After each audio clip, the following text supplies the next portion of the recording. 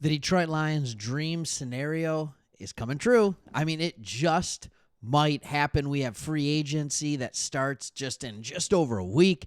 Like, super excited. And then there is a bomb that is dropped by the Philadelphia Eagles that they have decided to release Darius Slay in a move that will actually cost the Philadelphia Eagles about $5, $6, $7, $8, $9 million this year more than if they had just held on to him. Now, they save money next year. They save that $10 million next year, which, by the way, this is a lesson in why you don't void everybody's contract. But I'm going to talk to you about contracts. I'm going to talk to you why this could be an absolutely perfect move for the Detroit Lions. But here's the question I have for you. Would you rather have Big Play Slay on a one-year deal? Remember, he's 34 years old. Would you rather have Big Play Slay on a one-year deal, or would you rather bring back Carlton Davis on a 3 or 4 year deal? Now, remember, Carlton Davis has not played an NFL season yet where he hasn't missed at least 4 games. That's just something to remember. But also, it should be noted that Big Play Slay is getting older for sure. So those are my questions for you off the bat. But here, let's have this. All right, let's just talk about this right now. All right, there's an article that came out. Lions could reunite with Slay after Eagles release. Darius Slay said he wants to do one more year, and he wants to do that year with one of 2 teams, the Eagles or run it back with the Detroit Lions. All right, this is really, really cool to me. All right. I get it. Look, he made the Pro Bowl in 2023. He's starting to decline. All right? That is fine. I completely understand it. But here's what I don't understand. While Slade played a very important role for the Eagles' championship defense, Philly decided to cut the 34-year-old veteran in the name of saving up some cap space.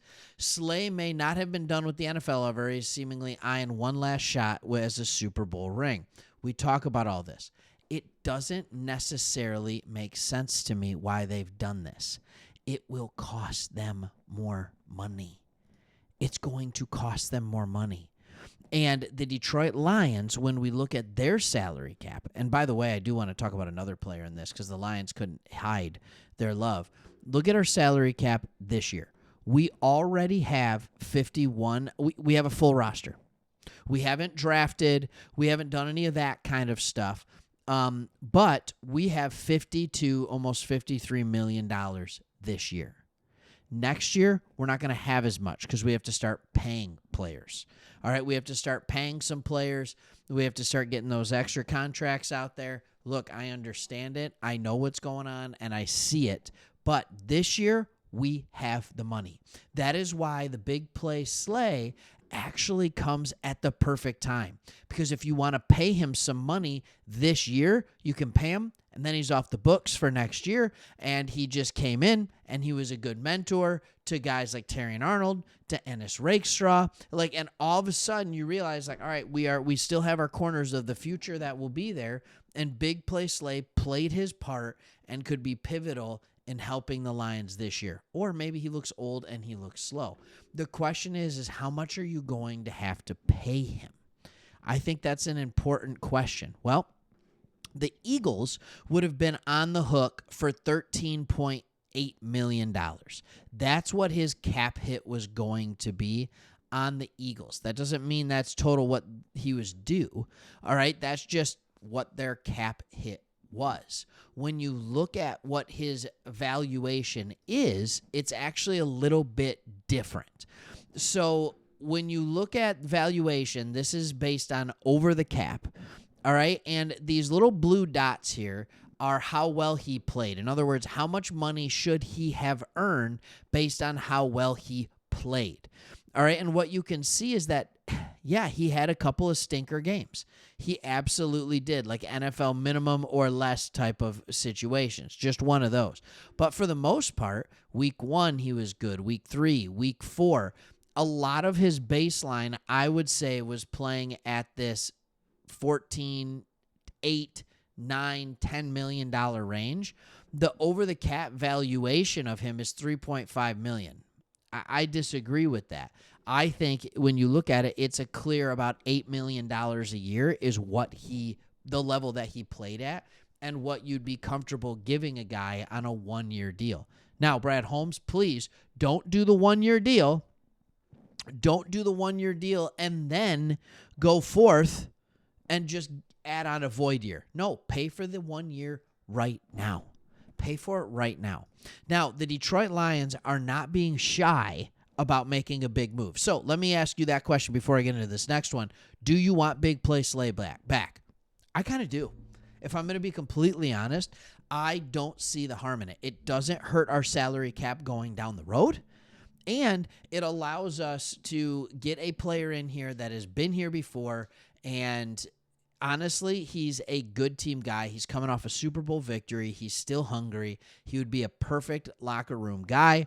And quite frankly, he can help the young guys. And the hope is that maybe if he's lost a step, that you would have these younger guys that would come in and take over.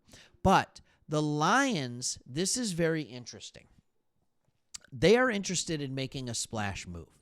And I know that because the Lions have not been able to cover up their interest in Myles Garrett. Jeff Risdon said this. All right. Now, I don't know if it's Risdon, but one of these guys used to be a beat writer for the Browns and the Lions. It might have been Risdon.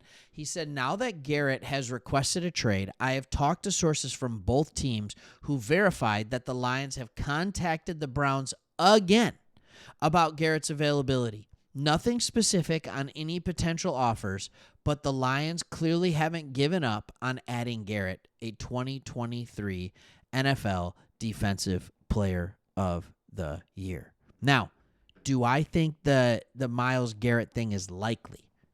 No. No, absolutely not. But here's what it does say to me. It says to me that the Detroit Lions are willing to spend some money on a big-name player just because, quite frankly, they can. So I don't know if that looks like they're going to find it in free agency. I don't know if that means that it's going to be on the edge. I don't know if it's going to be on the defensive tackle.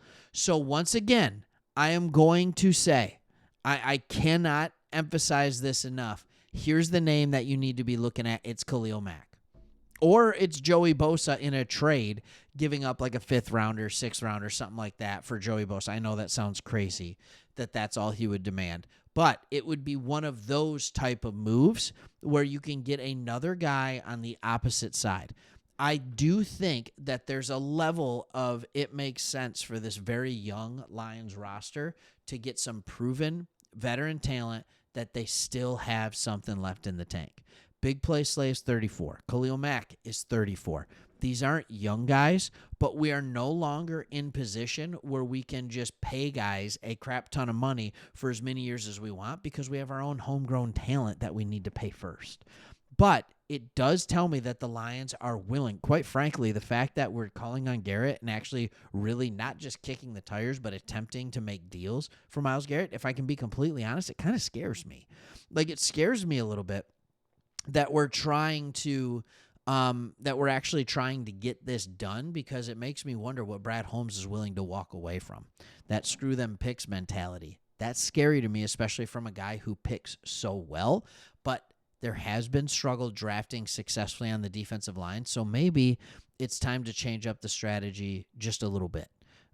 When you look at the Eagles, it took them years to build that defensive line. That's okay.